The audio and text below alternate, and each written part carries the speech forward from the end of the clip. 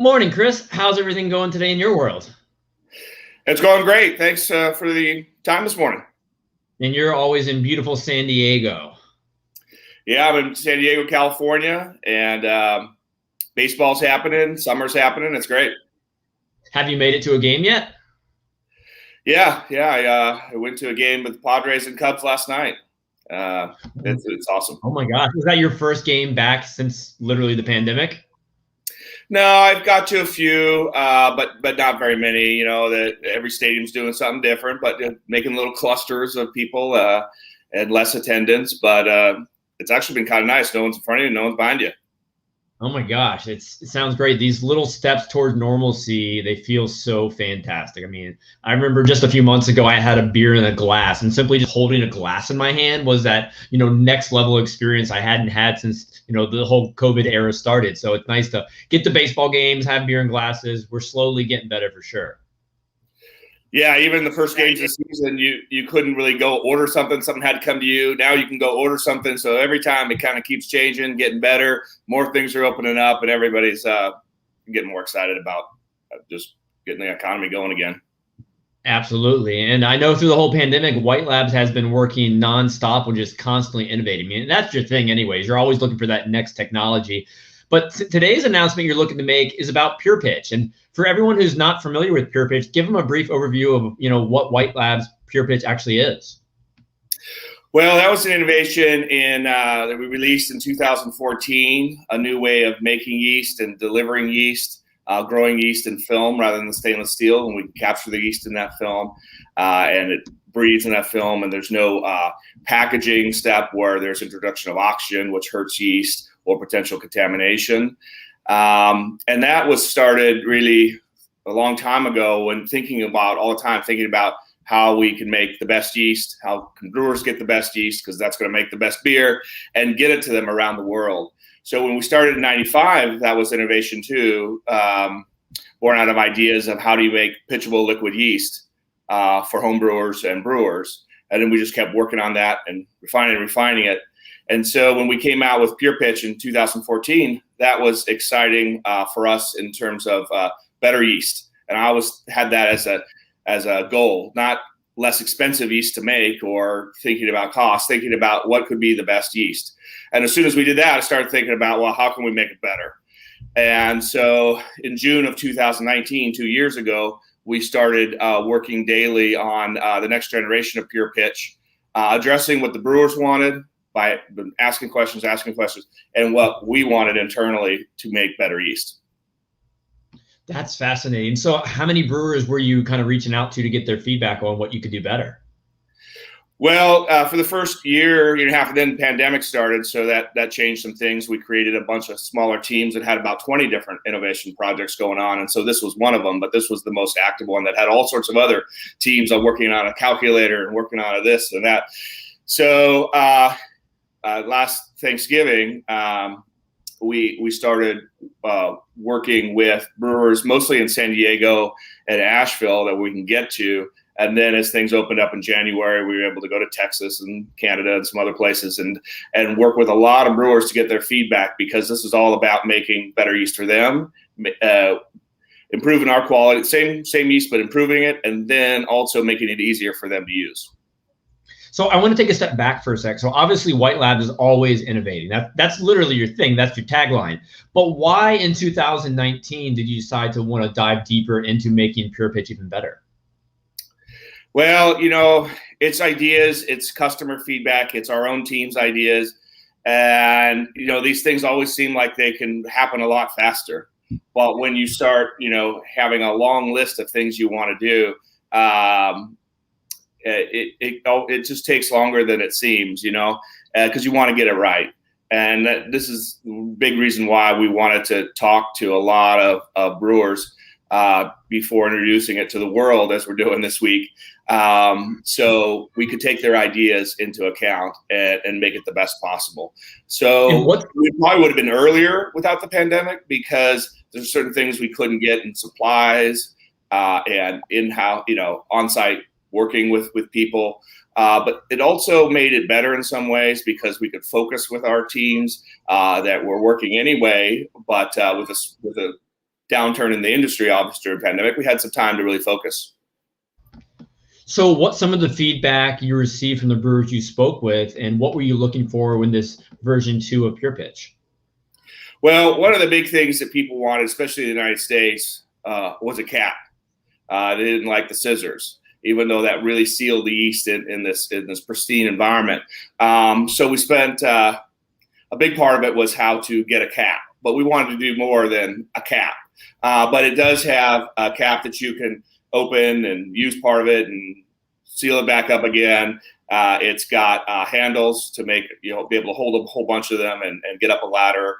It's got more breathability. It's got fused 2 layers of film instead of separate 2 layers of film.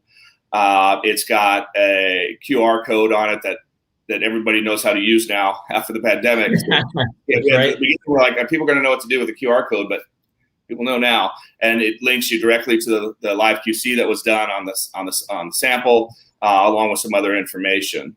So, and then working on an online calculator, a new calculator for Pure Pitch Next Generation that allows people to customize their pitch rate by millions of cells per mil or millions of cells per mil per degree Plato based on the cell count that's in the package. That's exciting. And how many White Labs team members were involved in this, research and innovation process to get to where we are today?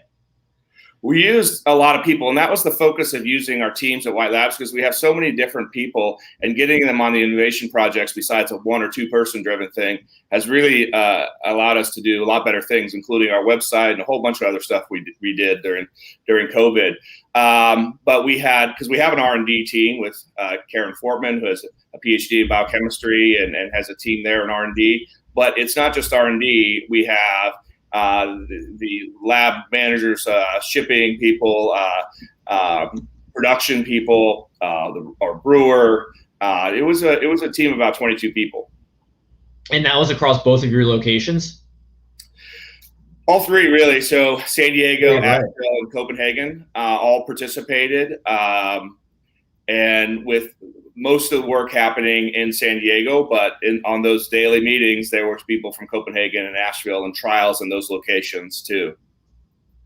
So because of the pandemic, were you able to have more people involved in this just because of the speed? Everybody could just communicate because we weren't so much in person? Yeah, I think so. Like I said, it slows some things and speeds some other things. And so we could really study the details with the time we had in our really people-based innovation, because if there's less people in the lab, if there's less stuff we can get from vendors, if you got to use your brain power. And so these daily meetings for Pure Pitch Next Generation for 2 years was sort of that huddle every day to say, hey, we tried this, how'd that work? We tried this, how'd that work? Let's ship it to ourselves when it was just ourselves. So that kind of works between the different facilities as well.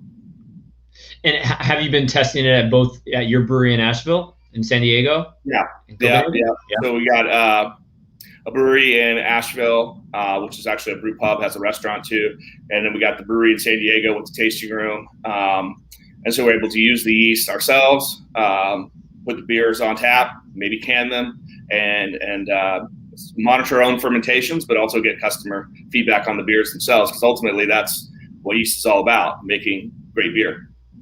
Absolutely. And what's the customer feedback been so far on the new Pitch Next Generation?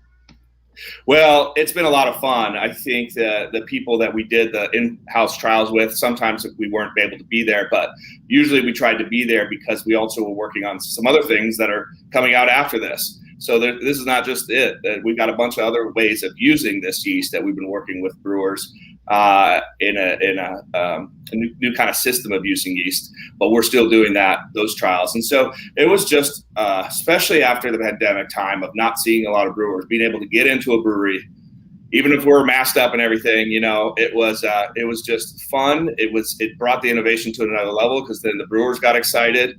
And what we noticed from the very first trial before Thanksgiving in 2020 was it was working.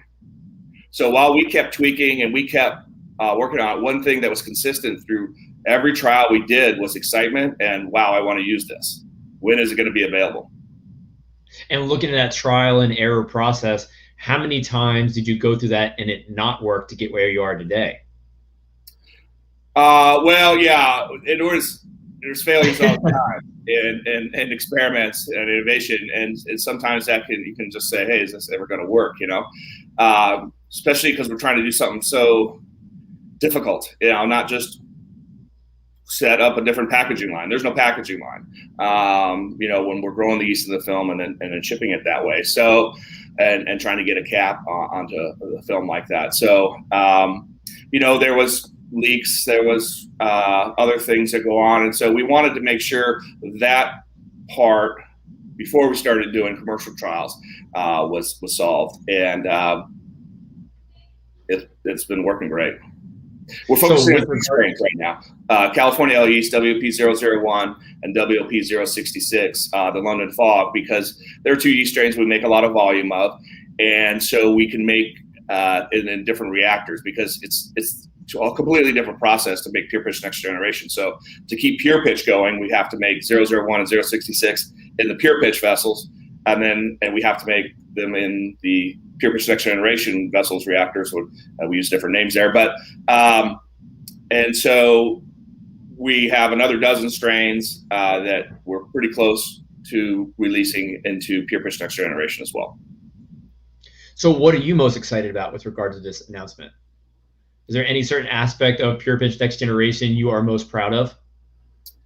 Well, it's really taking pure pitch to where we originally wanted it in 2014. So it's fulfilling a lot of the dreams I had for it, because the pure pitch itself made this high purity, high shelf life yeast that we could ship around the world, because it would release CO2 from the film as well, which CO2 toxicity is a real thing. I'm writing a paper on that right now for the Master Brewers Technical Quarterly, where CO2 changes amino acid metabolism. And so releasing that from the delivery device, the package, is extremely important to having high viability yeast.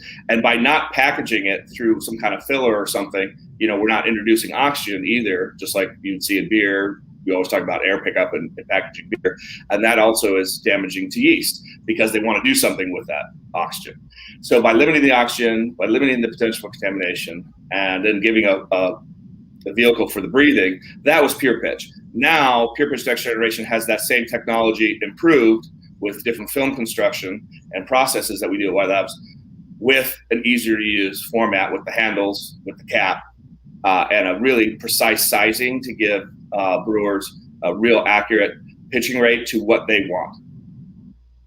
That's fantastic. I'm sure brewers are going to be very excited to get their hands on it. Now, with this announcement, is it actually available yet, or how soon can brewers get it, and how can they do so? They can get it tomorrow. I mean, we've been making it every day and using it in our trials and things like that. So when we announced this week the introduction of Pure Pitch Next Generation, we've been producing those 2 strains, and it's been exciting to see. Just every announcement we do, we see some orders, and people are using it this week. And it's one thing to go from trials like, hey, here's some free yeast, to actually see if people will want to pay for it. And then that's a different expectations on the results, things like that. So we actually did a soft release for a while before we announced it to the world, where we did have people buying it. So we went through a beta testing with breweries. Then we went through a soft release where we were selling it to breweries, but no one really knew we had it except some handfuls that had used it. And then now this introduction to talk about it. And I'm sure you can't wait for more brewers to use it, so you can gather even more feedback on it, so you can make it even better for the 3rd generation, whatever that may be. Exactly. We've got some new ways of using it that we're working on. We've got a homebrew size that we're working on, and really optimizing what homebrewers have been asking for as well. And maybe even smaller nano breweries might find those applications that suits them. That's fascinating. Now, does anybody watching, feel free to throw Chris any yeast-related questions. He's here to answer. He's here to help you. So drop it in the comments if anybody has any. I'm sure we'll get a few coming shortly, Chris. Sure. So you mentioned on the White Labs frontier, you're obviously working on a lot of projects. You said, I think, 15 to 20 different innovation projects. Is there anything else you're able to give a little teaser on? Well, one of the things we did finish last year was a new nutrient for hard seltzers, And that was something that, there's all these things that just continue to come out in the industry that surprise you. I mean, the hazies and the Kveiks, and people are discovering new ways of making beer, and hard seltzers. Who thought a few years ago that brewers would be making fermented water? However, it's something that the authorities have allowed craft breweries to do with no malt. So I think that also surprised people. So it's actually an opportunity for craft breweries to capitalize on something new and try to add a crafty kind of flavor and character. And so we were getting a lot of questions about pour fermentations, because brewers are used to awesome wort from all grain that has all the amino acids and nutrients yeast can use, even though some add a little bit more. Water has none of that.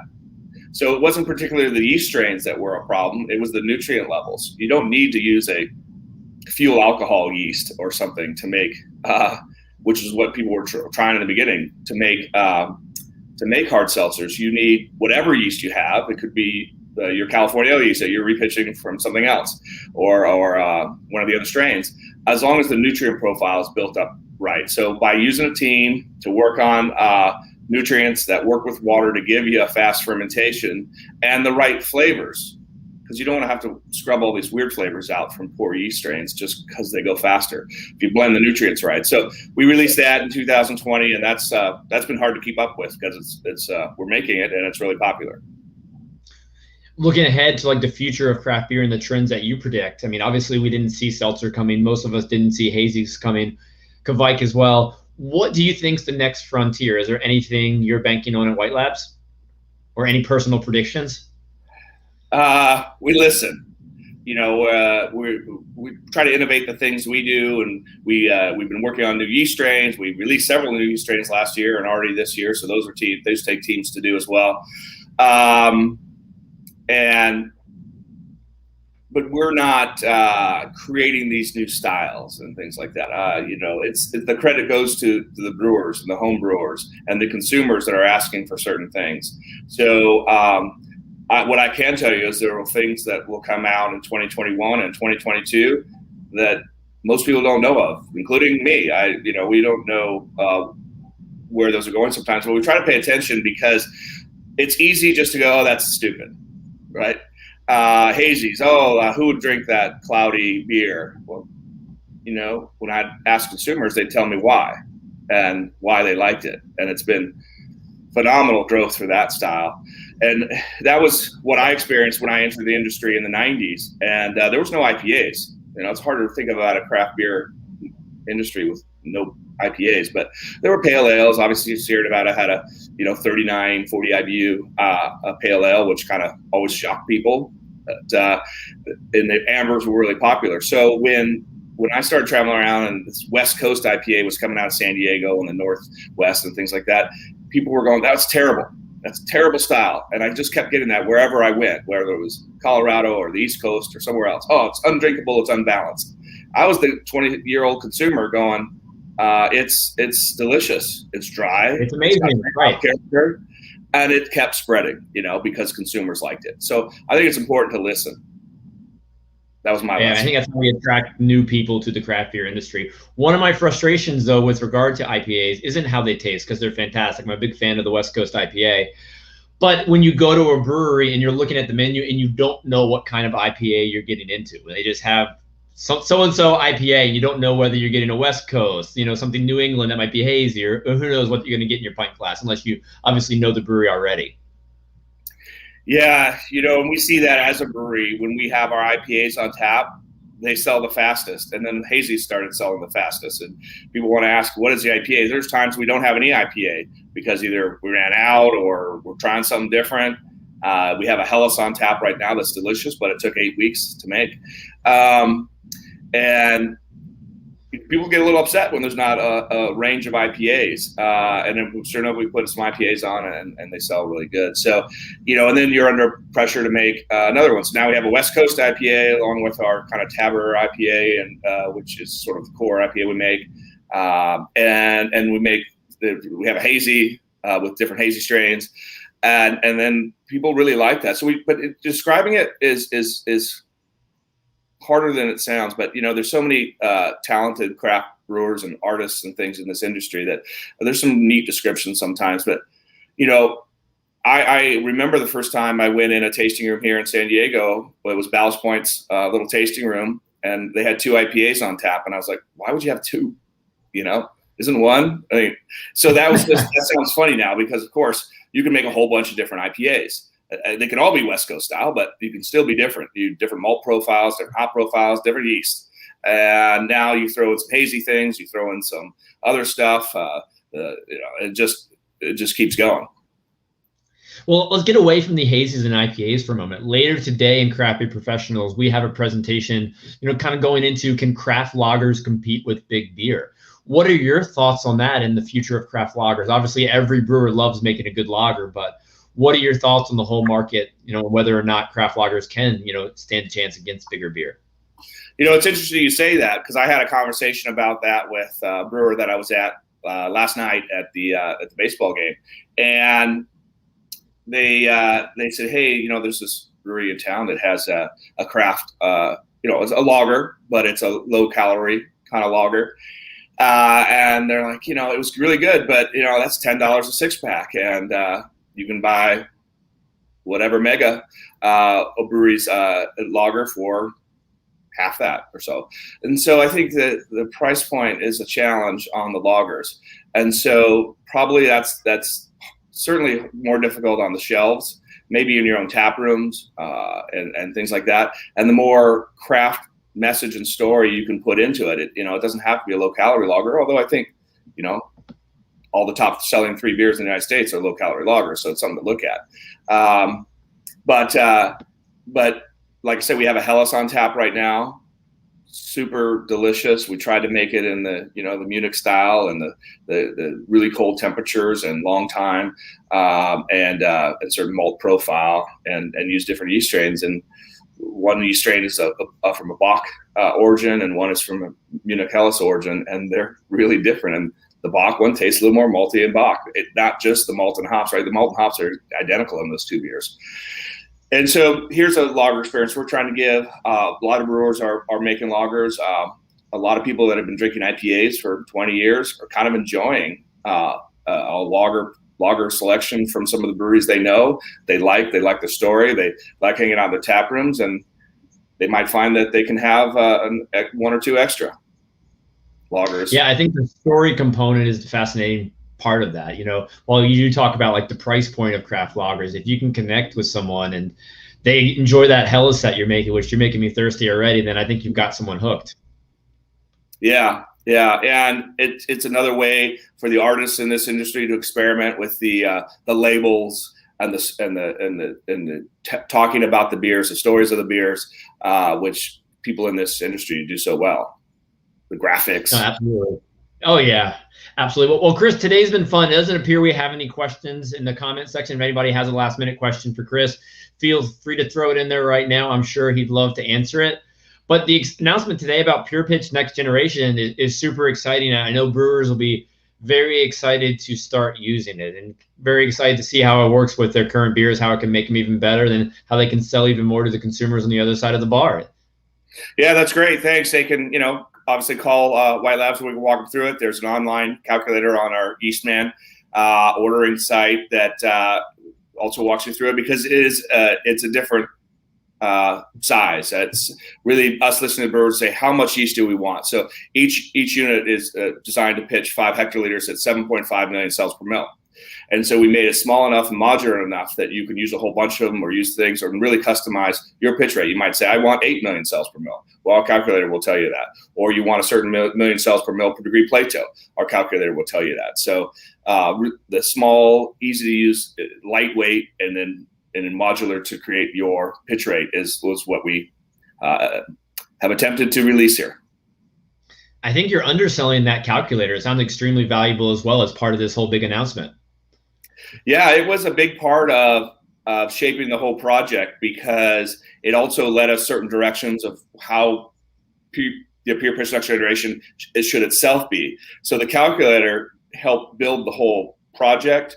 It was a big part of what we did with customers, and it's got some novel features in there that are new to pitch rate calculators. We call this pitch slider, where you can move it up and down, and it'll tell you how many packages. It starts out at a whole number, but then it can go to any fraction of that number based on, because of the cap, and you can use parts based on what you exactly want. That's awesome. I'm sure brewers are going to be very, very excited to use it. So thank you again for sharing all this big news today. Brewers are ready to get on it, I'm sure. But more importantly, I'm very looking forward to visiting your Asheville tap room. The pandemic has kind of shut me in, locked me up, and I'm very much looking forward to going and visiting, trying some of your side-by-side, yeast comparisons. It sounds like a fascinating just experiment for the craft beer drinker. Yeah, North Carolina has been more open than California, so we've been able to be open a little earlier and more times there. Now there's no capacity restrictions and things like that in North Carolina. So we closed for a little while in March while we hired a new staff to do these hours, and it's been open now for a little while and doing great, because it's fun to have the food experience that we're using our brewers yeast and pizza doughs and other doughs and we're using lactobacillus and our fries and things like that as a brine. So it's a fun way to play with fermentation and then have the side-by-side beers. And in fact, we're bringing that to San Diego with a smaller kind of kitchen into our tap room in San Diego that should open in a few months. Oh, that sounds fantastic. I'm looking forward to visiting both, at least at some point. Well, Chris, hope you get to go to some baseball games again soon, and have a wonderful rest of your day, and I'll see everybody at White Lab soon. Thanks again. Thank you. Hey, cheers.